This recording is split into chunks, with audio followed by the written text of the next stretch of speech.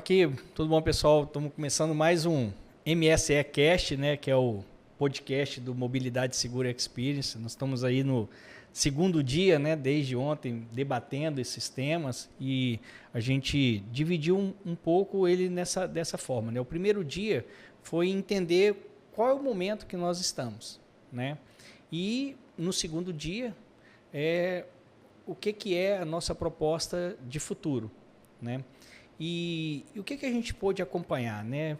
Depois de quase 8 anos seguidos de queda, né, no número de sinistros e de mortes no trânsito no Brasil, a gente, a partir de 2022, teve um crescimento, né, que ele continuou em 2023, ele tem se demonstrado, inclusive, um crescimento, né, consistente, né? Então, traz toda essa preocupação para a cadeia, né, da mobilidade e do transporte, né? E aí, dentro desse aspecto, eu queria entender um pouco, né, de vocês como que a inteligência artificial da Trimble pode contribuir, né, para a melhoria desses números, né? Como é que isso pode se desenvolver. Então, eu queria que vocês passassem um pouquinho para a gente isso daí. Sim, a ideia é que a gente traga uma nova...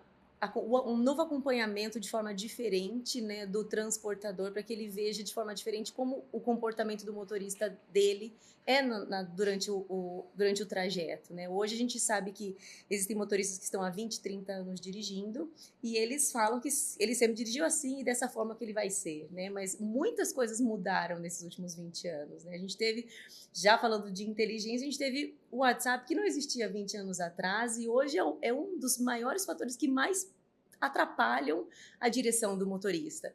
Então, para que a gente consiga agregar a inteligência, para que traga informações para os gestores de frota, para o transportador, até para o embarcador, para que ele entenda como é aquele tipo de motorista, para aquele tipo de operação até que ele faz, né? Porque as contratações elas precisam ser feitas por perfis, né, por tipo de operação. Então, quando você tem um motorista que não atende nenhuma desses perfis, que é aquele motorista que excede as velocidades, que ele não está dentro do padrão de segurança, você vê que você não precisa tê-lo dirigindo pela cultura que você passa a ter agora, né? Então, as empresas estão mudando o patamar de olhar mais para a segurança, a cultura começa a ser vivenciada por todos da operação, gestor, desde a portaria até o diretor da empresa, e a gente faz com que eles enxerguem como que a gente precisa trabalhar com o motorista a partir de agora, mediante os comportamentos que são vistos, né?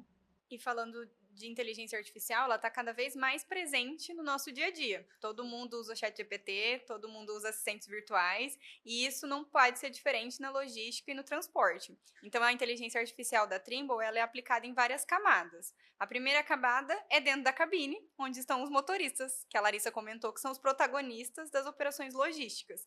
Então, dentro da cabine, ele é alertado em tempo real, para que ele tenha consciência de como está aquela jornada dele e vá se educando, reeducando, repensando seus hábitos, para que ele tenha consciência da sua performance, que ele seja alertado se ele está próximo a uma curva brusca, que tenha uma atenção redobrada. Mas mais que isso, depois da cabine, a gente tem uma dupla camada de verificação que na nuvem valida se o evento que foi gerado é verdadeiro ou não, porque a gente também não pode poluir o gestor de frota de um monte de evento falso. Então, a gente tem que garantir que os eventos que vão chegar serão todos verdadeiros e que esses eventos eles serão organizados com base na gravidade daquela ocorrência, porque gerenciar uma frota grande aí espalhada por todo o Brasil é um grande desafio. Então, a tecnologia processa esse alto volume de dados e fornece para o gestor as informações para que ele saiba qual decisão tomar. Então, será que ele vai precisar trocar um motorista de turno para alavancar a performance dele? Será que ajustes ele vai ter que fazer naquela operação para atingir as metas e os objetivos que forem estruturados, né, estabelecidos? Foi interessante, né, a Larissa falando, porque eu falo, às vezes, muito nos meus treinamentos, eu falo o seguinte, aquele motorista romântico só tem agora na música do Roberto Carlos, isso não existe mais, né? Que eu falo, mesmo profissional autônomo, e tem vários embarcadores que boa parte, né, um percentual forte da operação dele está baseado, inclusive, no trabalho do autônomo, né? Esse acho que é o grande desafio nosso, né? Eu falo assim, não existe mais aquele motorista, né, o caminhoneiro romântico, porque ele vai vai fazer o caminho que a GR determinar, né, cumprindo a jornada, vai ter aquela parada segura. Mas, por outro lado, aí a pessoa, né, tem às vezes o gestor, até mesmo o profissional, né, autônomo, que ele fala o seguinte: não, embarquei a tecnologia, pronto, arrumei a solução e a gente sabe que não é assim. Então, quais são os passos importantes, né, para que essa implementação ela dê o resultado, seja feito, né, um passo a passo, né, seguro? Como é que vocês orientam isso daí, né, a visão de vocês em relação a isso? Quando a gente fala de implementação de tecnologia, ela é um meio. A gente precisa envolver pessoas e processos também. As pessoas precisam estar engajadas, então a gente tem esse compromisso em ensinar os motoristas primeiro, né? Porque eles são os agentes da mudança, então eles precisam saber, o que vai ser medido? O que significa um evento de fadiga? Como isso vai ser mensurado? O que é verdadeiro ou não? O que é mito? Né? Porque eles podem achar que a tecnologia está ali para invadir a privacidade deles, quando na grande realidade a gente não quer criar um Big Brother, a gente quer protegê-los e garantir que eles vão voltar em segurança para suas casas. Então a gente tem esse projeto de conscientização dos motoristas e também dos analistas e gestores de frotas, porque eles também precisam ter aderência, né? Então são várias áreas dentro da empresa que precisam aprender a usar a plataforma, extrair os melhores dados, né? Porque essas são as pessoas que vão implementar os processos. Então, qual protocolo de segurança vai ser utilizado? Uma vez que a fadiga é identificada, cada operação tem uma realidade diferente. Tem algumas operações que vão pedir para o motorista parar e executar um determinado protocolo de segurança. Outras vão ter condição de rapidamente substituir esse motorista. Mas isso vai ser analisado caso a caso, de acordo com a maturidade e as possibilidades dentro daquela empresa. A gente fala muito de criar uma rede de apoio, né? Então, assim, quando a gente está para iniciar um projeto grandioso como esse, que é uma virada de chave, né, uma mudança de patamar na empresa, você precisa que todas as pessoas saibam o que está acontecendo. Então, assim, quem vai contratar o motorista, ela precisa saber o que significa esse projeto. Por quê? Porque ela tem que encontrar esse cara nesse perfil, né? O perfil do cara que de agora em diante é o que está valendo, vamos dizer assim, né?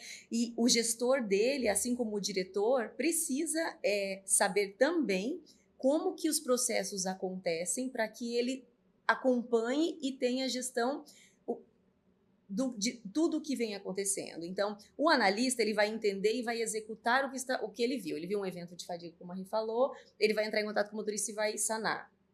O supervisor precisa ver se está tudo dando certo, mas o diretor ele quer saber quantos eventos de fadiga houveram e como que foi resolvido e o que está sendo feito para não ter mais. Então a gente começa a olhar a causa raiz, por que esse cara, exemplo de fadiga, está fadigando. Então você não fala que a tecnologia embarcou, a fadiga vai parar. Às vezes a fadiga ela vem no antes, né? Então você tem que terminar com a causa raiz e aí sim você começa a atuar em cima junto com a tecnologia para ajudar. A gente precisa que a informação seja fluida também, né? Muito se falou isso aqui dentro, né, do encontro, né? E o processo ele tem que estar espalhado em todos, né, em todos os níveis dentro da estrutura da empresa, né? E todo mundo fazendo esse acompanhamento, porque se ela não for fluida e ficar num ponto, né, estagnado, isso não vai trazer resultado, né? Então, como é que foi interessante essa sua explicação, mas eu gostaria assim que reforçar isso, eu acho que é bastante interessante, né? Sim, exatamente. E como foi falado até no painel pela própria Fabiana, né? A segurança é assim como respirar. Respirar é essencial. Se a gente para de respirar, a gente morre. Se a gente para de falar de segurança, o acidente acontece. Então, a gente precisa reverberar isso, falar de segurança o tempo todo. Pode parecer que vamos ficar repetitivos, mas é necessário para atingir, como a Larissa trouxe, toda a rede de apoio. Então, desde quem está efetuando o processo de contratação, se é uma operação que tem diferentes unidades espalhadas, para que todas as unidades estejam seguindo o mesmo protocolo de segurança e isso atinja todos da organização que fazem parte dela. E isso vai impactar positivamente, no fundo, todos nós. Porque, né, nas rodovias, no trânsito, a gente vai se deparar com esses motoristas e isso vai impactar positivamente as nossas vidas também, né? Tá. No dia, né, de ontem, a gente trouxe o reflexo do hoje, né? E a proposta do segundo dia foi olhar para o futuro, né? E aí, dentro desse olhar para o futuro, como que vocês veem que as empresas podem estar se preparando, né, para essas novas tecnologias, inovações, né? O que está vindo por aí? Qual seria o olhar da Trimble para isso? Até então, a gente ainda encontra, né, muitas empresas trabalhando num modelo reativo. E a gente quer, ao máximo, reduzir isso, porque no modelo reativo você não tem controle, né, dos dados, você tem informações descentralizadas, muitos controles manuais, e você só reage quando um acidente já aconteceu. E muitas vezes fica dependendo de hipóteses para identificar por que aquilo aconteceu, e não tem clareza de quais são os passos que precisam ser estruturados para reverter e evitar que isso aconteça amanhã, novamente, por exemplo. Então, a gente sempre trabalha utilizando a inteligência artificial para movimentar para um futuro preditivo, que é antecipar o que está por vir. Então, já fazer uma análise e conseguir identificar nos próximos meses qual é a chance desse motorista vir a ter um alto potencial de risco na minha operação.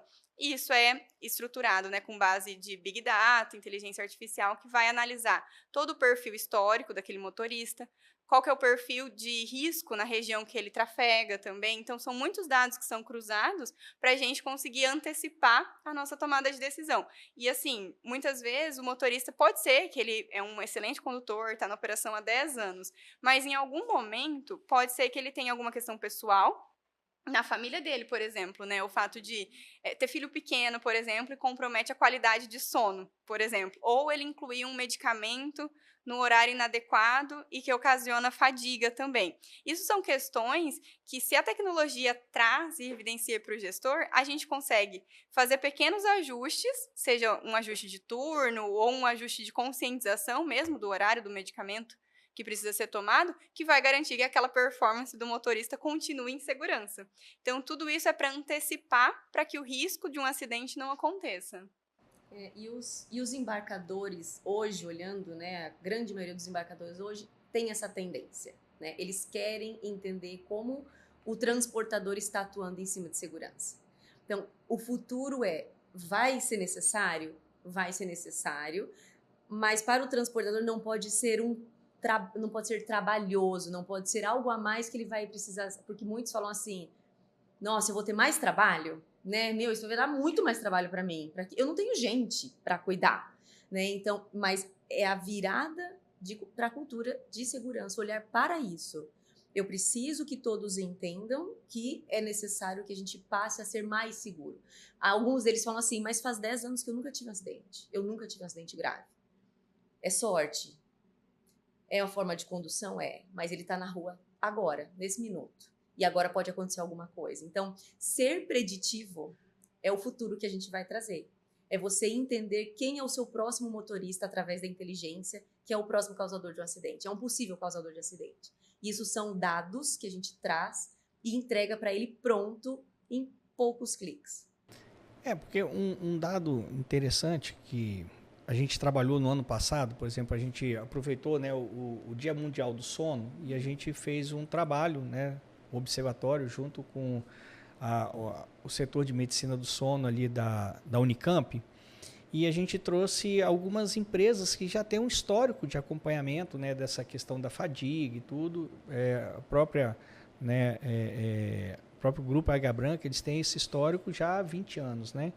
E o André trouxe essa informação para a gente, ele falou, olha, dentro da nossa experiência, 12% dos motoristas têm distúrbio de sono, né? Eu sou um caso desse, né? Eu tive uma época na minha vida que eu estava com muita dor de cabeça e eu fechava as pessoas. Eu falava assim, não vi, sabe, distração. Passei por um processo de avaliação de polissonografia, só para vocês terem ideia, eu fazia 46 apneias por noite de sono de até 45 segundos. Né? A pneumologista me falou, naquele momento, né, minha concentração de oxigênio chegava a 65%. Ela falou, naquele momento, se te acordasse, você não saberia responder o seu nome. Né?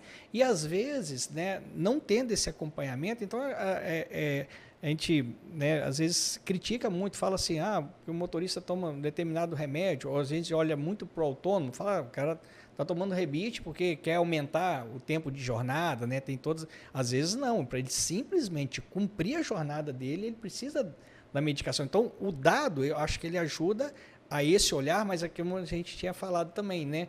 Precisa ter a política da gestão, né? Você deu o exemplo da transportadora, é o que a gente vê. Às vezes a transportadora ela vai lá, implementa, né, a questão da tecnologia, mas não faz gestão.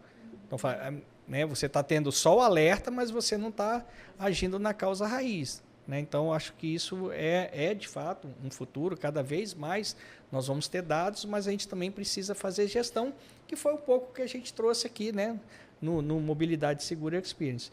E aí, para a gente, né, queria ver qual foi, né, o olhar de vocês para o evento, o que contribuiu, o que vocês conseguiram aí conversar, né, com outras empresas, embarcadores, transportadoras. Qual foi o sentimento que ficou para vocês de ter participado com a gente do evento? Eu estou super feliz e o meu sentimento é de uma grande gratidão, porque é um público muito qualificado e que a gente conseguiu trocar muitas experiências, a gente ouviu, as dores são compartilhadas, o desafio da segurança é muito grande, né? Mas é muito importante quando a gente compartilha boas práticas e consegue atingir novas empresas e que elas também, a gente perceba esses avanços e essa preocupação em implementar práticas de gestão, implementar tecnologia, implementar tudo isso para impulsionar a segurança e mantendo a produtividade das operações também. Então, eu fiquei super contente, espero que a gente tenha a oportunidade também de participar das próximas edições, porque eu tenho certeza que é um evento que vai crescer bastante e atingir cada vez mais pessoas, mais transportadores, mais embarcadores. E complementando o que a Rê falou, a gente também tem que saber que o motorista é um ser humano, né? É uma pessoa que está ali, que passa por problemas e que tem dificuldades. A gente falou muito disso aqui, né? Como valorizá-lo também. Então, o motorista, ele é uma pessoa como a gente, que fica dias longe de casa, passando por vários momentos bons e ruins, e que ele precisa ser também bem acolhido, né? A gente falou muito a gente está analisando aqui agora sobre os apontamentos, sobre o que ele causa, o que ele faz, que ele é o nosso protagonista, mas ele também tem que ser bem reconhecido, né? A gente tem muitos bons motoristas aqui nesse país, né? E que garantem que o nosso, vamos falar de alimento, né? Que o nosso alimento vai lá da colheita até a nossa mesa. Então, fazer dele o protagonista também para ser beneficiado, para receber os parabéns, para ter premiações, para receber bônus, porque ele sabe que ele é bom. Então, a gente falou muito das mulheres, né? As mulheres motoristas que estamos torcendo aí para que elas, né, continuem aumentando, porque faz muita diferença ter alguém que cuide muito mais, que seja mais cuidadosa. Mas ele é o motorista é o nosso centro, e a gente precisa tratá-lo, fazer gestão dele, mas também lembrar que ele é uma pessoa. A gente precisa trazer para esse segmento o bem-estar e a qualidade de vida, né? Sim. Talvez esse também seja assim um dos fatores. A gente sabe que o mercado, né, tem uma dificuldade, né, com relação a esses motoristas, né? É o que a gente ouviu várias vezes. Hoje o motorista não quer que o filho dele seja motorista, né? Mas por quê? Porque tem gente, às vezes você pega o relato, o cara fala assim, eu fui ver o filho meu que nasceu 3 meses depois. Né? Então, esse bem-estar e a qualidade de vida, temos que ter todos esses dados, né, Larissa, como você falou, mas a gente também tem que ter esse olhar, né, humanizado para esse segmento. Né? Então, a gente queria agradecer muito a participação de vocês aqui no evento. Acho que nós estamos chegando ao final, mas muito felizes, porque o objetivo lá atrás que a gente tinha de ter, de fato, né, um público qualificado, juntando empresas, transportadores, embarcadores, nós temos um problema comum, né, e esse grupo vai buscar a solução. Então, quando as pessoas levantaram a mão, né, e se dispuseram a estar aqui debatendo, trazendo as suas dores, né, falei com algumas transportadoras e tiveram a coragem de falar, olha, aqui dentro não é um mar de rosas, meu problema está aqui. E às vezes o cara, né, o colega que está ali do lado vai queimar a etapa. Né? Eu estava brincando, quem não aproveitou a palestra aqui do Patrick, que foi didático, né? O Patrick pegou ali, você foi, tipo assim, eu falei, quem não entendeu o que você desenhou, passo a passo ali, né? Passo a passo, ali tá dado o caminho, porra, né? Me faça entender. Mas agradecer demais aí, se vocês, as considerações finais de vocês, tá? Mas agradecer mais uma vez a participação. Muito obrigada, conte conosco, conte com a Trimble também para apoiar e suportar, né, todos esses desafios que a gente vivencia aí na segurança nas operações logísticas. É isso aí, esse é o nosso propósito, salvar vidas. Tá joia. Pessoal, então a gente chega aí ao final de mais um podcast, tá? O MSE Cast, e aí o desafio de 2025, né? Próximo aí da Semana Nacional do Trânsito, a gente vai estar aqui junto de novo, trazendo esse debate para esse desafio nosso.